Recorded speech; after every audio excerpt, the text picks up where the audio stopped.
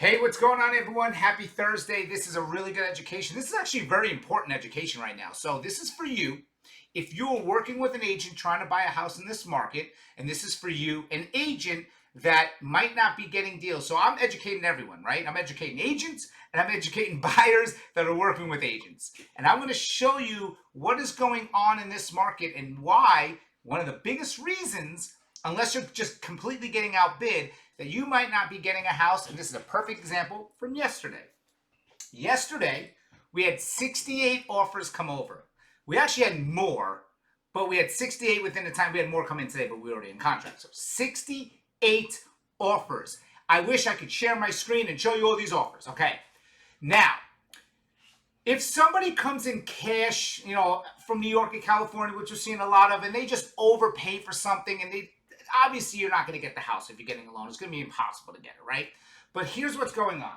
Out of these 68 offers, can I tell you, holy moly, how many were filled out wrong? Filled out wrong and done as if they just half-assed it and did it so incorrectly that the person didn't have even a chance. And some of those agents were reaching back to me being like, did my offer get accepted? And I'm just like, who is teaching you? So guess what? I am. So this is the reason I'm doing this. If you're a buyer and you get a contract, I want you to look at that contract and say, no, I'm not filling this out. This is wrong. We need to change this, okay? So let me explain some things. When you put an offer in, obviously, the first thing someone's going to look at is price. If a house is asking, let's say, $100,000 and you offer $98,000, you shouldn't even be buying a house in this market.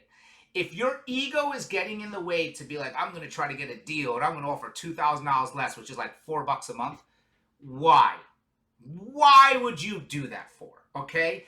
If your agent is telling you we should come in a little low or whatever, what do you? No, you shouldn't. And I'm going to explain with this why it protects you. So no, if you want the house, put an offer on the house. I always say, ask for closing costs and everything. That's absolutely in a different market. This market right now is going to show you that you cannot play games, right? There's just, nobody's going to be like, I'll take the lowest offer. Whatever. What? So there's no reason at all for you to come in low. Now, here's the other thing.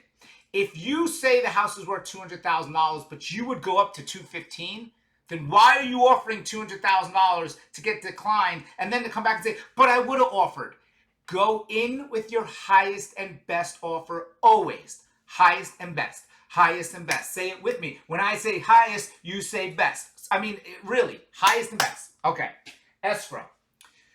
I always tell you, like, perfect example. A house yesterday was $240,000. People putting $1,000 in escrow. So what you're saying is, whatever. We're not really serious. We're just going to give you guys $1,000 in escrow. And then if we back out, we back out. Like, what are you doing? The serious people coming in, I'll give you, always do 1% at least. At least do 1%. 5,000, I'll give you 10,000. I mean, the thing is, yes, your escrow as a buyer is protected many ways, but you still need to show like, hey, look, I'm serious. I'm putting this money down. If you don't have it, I understand in this market it's a little different. I know people do need closing costs. I get it. But you have to make an attempt to put 1% down, at least. If you're buying a house for $200,000 or $300,000 and you're putting down $1,000, somebody actually put $500. I mean, come on. Inspection time frame. This is important. Listen to what I'm about to tell you. When you make an offer and a seller accepts your offer, you have X amount of times to do your inspections, which could be anything. It also could be a time frame where you change your mind and decide that you don't want it anymore. So as a seller in a really hot market, right, I don't want to pull my house off the market for that long from you to make that decision. So in the as-is contract, it says if left blank, 15 days. Nobody in the world is going to accept an offer to give you 15 days to pull the house off the market, to do your inspections, and God knows what else. And then 15 days later, you're like, I don't want the house anymore. And then this is refundable. So people like me and buyers that are just understand it will say, look, 5 days. 5 days. Some people even say no inspection, which I think is crazy. You got to do something. But hey, I had multiple agents 15 days. And I go, what are you doing? What? 15 days? I go, how are you not savvy, business savvy, and get it, and you're not working for that buyer? You got to work for that buyer. You got to do whatever it takes to work for that buyer and get him a deal. Because remember, the inspection time frame protects you. So even if you put 5 days and for some reason your inspector's busy and you can't get it done in time, you can always ask for an extension. Hey, I know I asked for 5 days. Can I get like 2 more days? I'm sorry. But you can also back out. But when you ask for 15 days, you're literally being like, nah, I don't care. Or you just don't understand this business. It drives me crazy. Probably one of the most important ones is filling it out correctly. Fill out correct. People, I can't tell you, names are spelt wrong, title information's missing, down payment's missing, don't even put what kind of financing it is. It's insane the amount of contracts that are filled out wrong. And let me tell you this. I present 68 offers, every single one of them with a fine-tooth comb. And guess what? If those contracts are filled out wrong, that seller's going to be like, why would I want to work with this agent who can't even do a contract correctly? And guess what? You're the buyer, and you need to look at these contracts and know what you're signing. You got to be like, this is wrong. Why isn't this filled out? Why isn't this filled out? And if you don't understand contracts too, then you can call me up or we can take a class on Zoom. Even if you're represented by somebody else, I will teach you how to read a contract correctly. Because it is sad to see buyers losing houses because of that.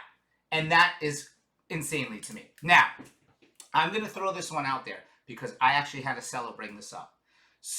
Multiple contracts will say, buyer to pay a transaction fee to the agent. And the seller's like, what?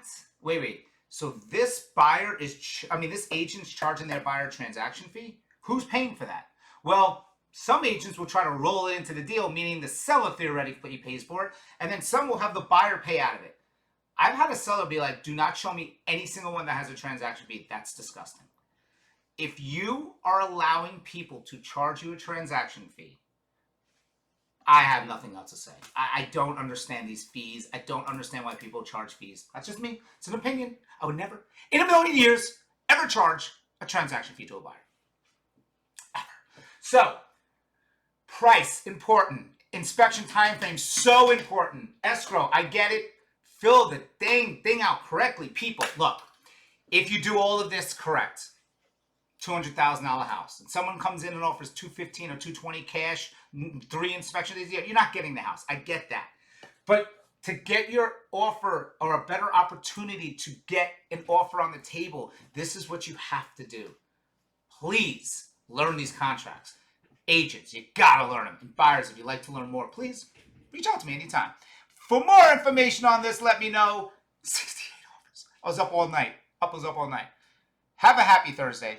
And I got an awesome new place that's a huge inflatable warehouse that I just filmed for Fun Tampa coming out soon. Talk to you guys. Bye-bye.